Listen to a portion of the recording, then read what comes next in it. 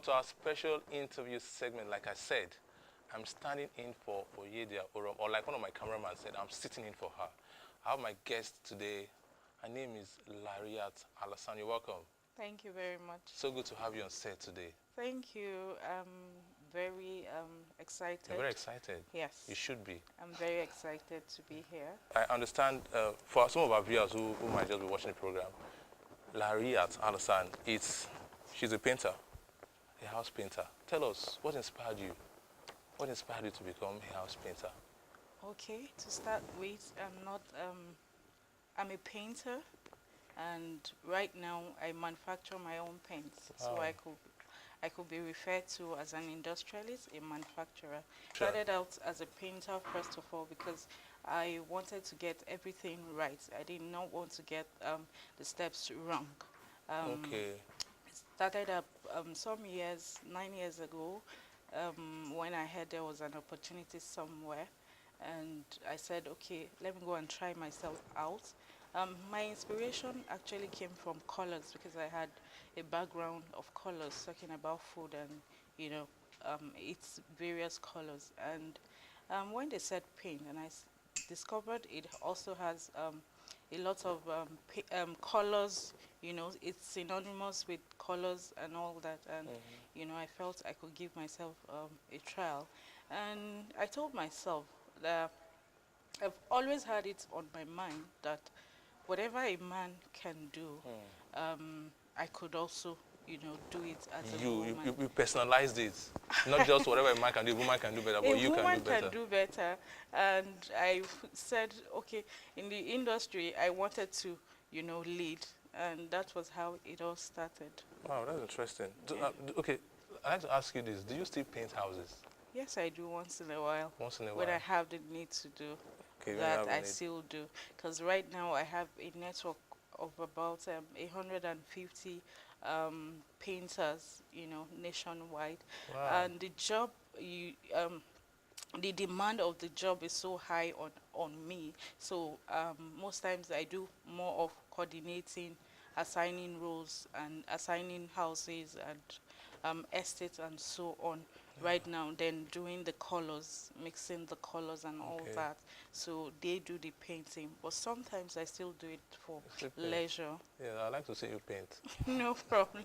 You know what I mean? You can pay me, why not? Okay, we'll talk about that. Right. Before now, you said the inspiration to become an industrialist was what inspired you to actually become a painter. So, did you have to go to any form of training?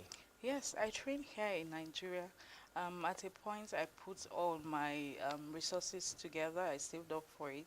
I went to Turkey and Italy to do a proper training. And Wow. when I came back, I was ready to take up the job. Well, not just painting or finishing, but I also did that of paint manufacturing. So that gives a lot of, prime to the quality of paints I do.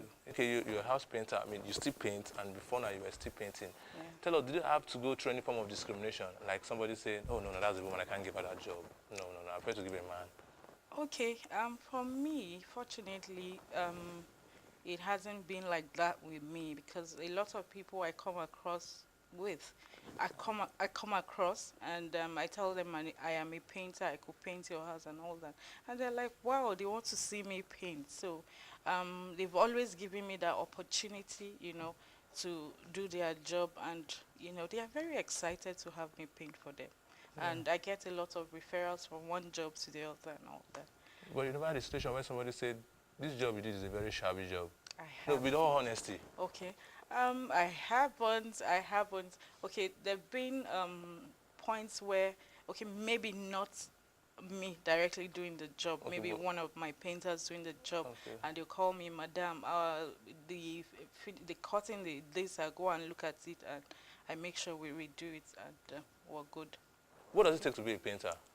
I mean, because the one of the basic aim of this interview is to inspire somebody out there watching this program and say, okay, look, I have nothing doing at home right now, but I can be a painter. So what does it take to be a painter? Okay, what it takes to be a painter is your determination, your focus, your ability to also want to learn. Because first of all, you have to learn the processes, and I will tell you it's not easy, but if you keep at it, you're going to have benefits at the end of the day. You have to have that passion. You have to love colors. You have to have an maintain an open mind. I don't stand for that though, but it said that women are the weaker vessel, but I mean, I don't stand for that, like I said.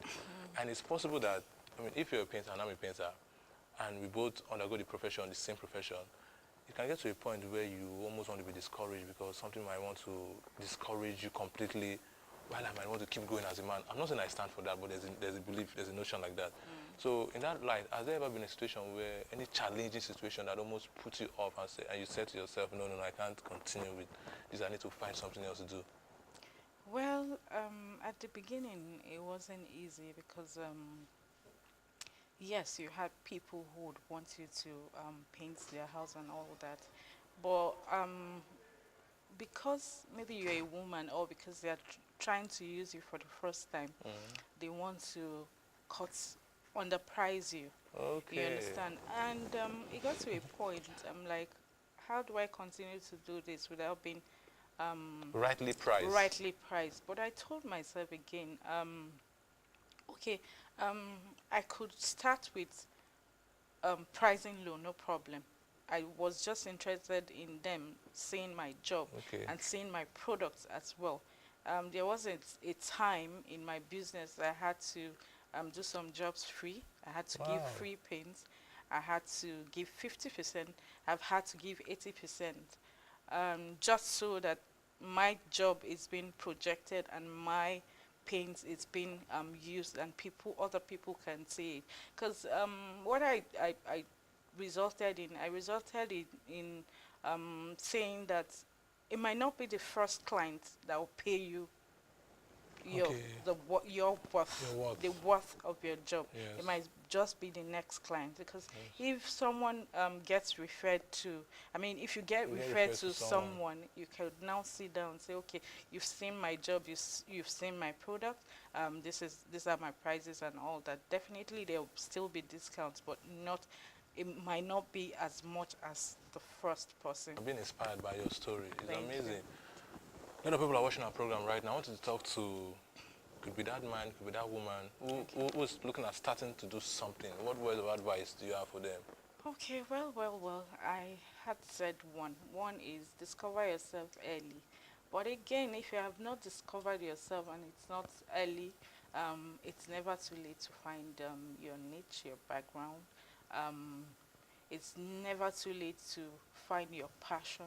It's never too late to look out for something that, could be unique to you. Find your talent and, try to make it out, try to make it into something interesting and something that will, at the end of the day, pay. It might be challenging at the start, but I tell you, if you're consistent, if you persevere, and if you're focused, definitely you get to wherever you want to get to. So you out there, Miriam out there, Aisha out there, Zainab, is it Sam, is it Constant, whoever, whatever your name is, and it doesn't matter what background you come from, whatever background you come from, you can make yourself and make yourself into something interesting, make something interesting out of your life that people will come sorting after you. They want to use your services, they want to use your product. That's the way to go right now, because entrepreneurship is industrialization is what we need in this present economy, and it is the backbone of any economy. Anywhere in the So world. why don't you come out, whatever it is, start somewhere. Don't be shy, don't be ashamed of whatever you think you can do. It might look dirty, it might look dirty, but I tell you, that thing could pay your bills tomorrow. At this point, we need to wrap up Saturday Treat. It's been an exciting time looking at Joy's beauty words and the hairpin, how to tie your hair into a royal bun. Saturday Treat.